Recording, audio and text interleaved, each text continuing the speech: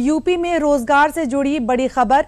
मुख्यमंत्री योगी आदित्यनाथ ने रविवार को लोक भवन में डॉक्टर राम मनोहर लोहिया आयुर्विज्ञान संस्थान लखनऊ की नर्सिंग अधिकारियों की परीक्षा में सफल अभ्यर्थियों को नियुक्ति पत्र वितरित किए। बता दें कि मुख्यमंत्री ने 20 अभ्यर्थियों को लखनऊ में अपने हाथ से नियुक्ति पत्र दिए। राम मनोहर लोहिया आयुर्विज्ञान संस्थान में 665 नर्सिंग अधिकारियों की तैनाती की गई है। नर्सिंग अधिकारियों में 345 पुरुष और 320 महिला अभ्यर्थी शामिल हैं। बता दें कि सीएम योगी ने इस मौके पर बोलते हुए ये कहा कि पिछले 9 साल में यूपी सरकार ने 9 लाख से अधिक लोगों को नौकरी दी है और नौकरियों में भ्रष्टाचार नहीं होता, सारी चयन प्रक्रिया पारदर्शी होती है। पिछले 9 वर्ष में हम लोगों ने 9 लाख युवाओं को यहां पे सरकारी नौकरियां दी हैं। एक भी नौकरी की पारदर्शिता पर, उसकी प्रक्रिया की शुचिता पर, चयन की प्रक्रिया पर विरोधी भी प्रश्न नहीं उठा सकता।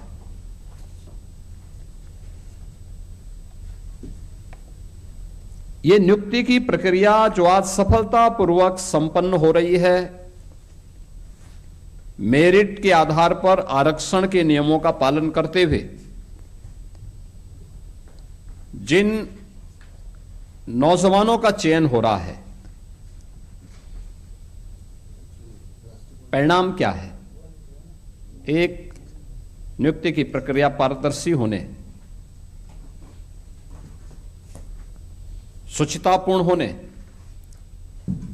का परिणाम है कि किसी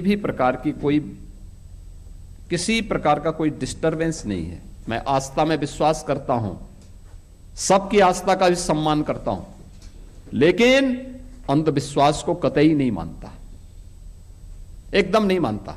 मुझे बोला गया था कि नोएडा नहीं जाना है। मैंने कहा क्यों? कहा वहां सीएम नहीं जाते। तो मैंने कहा क्या नोएडा यूपी से बाहर है? कहा नहीं साहब, ये मान्यता है कि सीएम उतर जाएंगे कुर्सी से। तो हमने कहा भी कुर्सी से एक दिन कुर्सी को जाना ही है, तो कुर्सी के मोह में हम क्यों पड़े? मैं जाऊंगा वहां जरूर। और मैं गया था वहां पे। जब मैं गया तो मैंने देखा क्यों ये लोग बोलते थे, तो पता लगा वहां 4 लाख मामले बिल्डर और बायर्स के।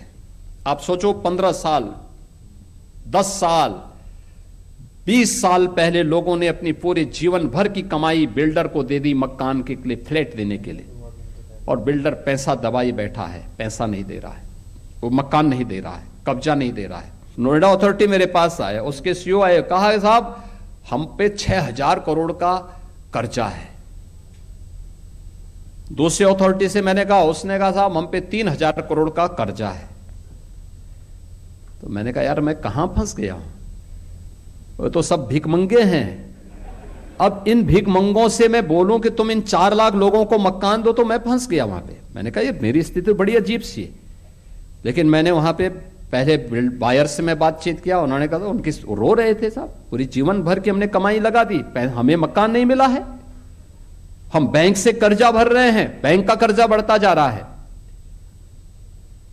मैं बिल्डर के साथ मिला तो बिल्डर अलग से रोए, कहते हैं साहब हमने पैसा लगाया, लेकिन उस समय की सरकारों ने हमें पूरी तरह निचोड़ दिया है, हमारी सामर्थ्य नहीं है।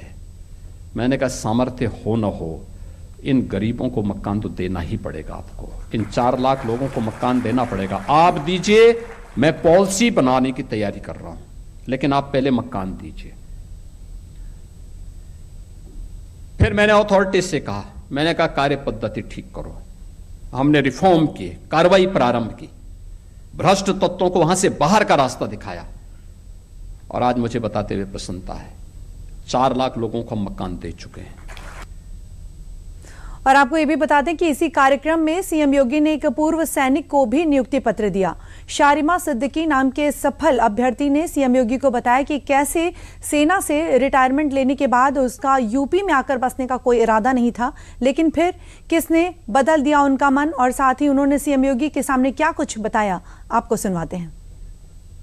I am Sharima Siddiqui I'm really grateful to God who has given me this opportunity to stand in front of you all and receive my appointment letter through Yogi sir.